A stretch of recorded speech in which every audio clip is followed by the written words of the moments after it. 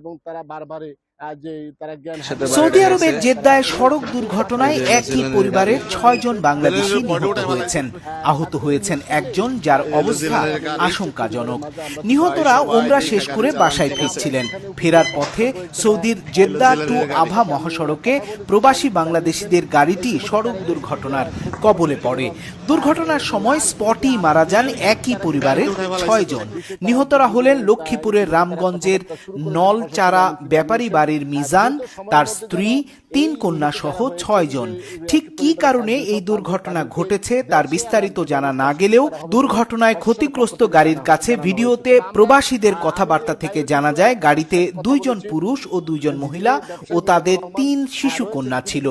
ঘটনাস্থল থেকে ধারণ করা ভিডিওতে শুনতে পাওয়া যায় গাড়িটি ছিল জিলানি না তাদের একই পরিবারের যে ৪ জনের মৃত্যুর পরে কিন্তু এলাকার যে মানুষ তারা কিন্তু আসলে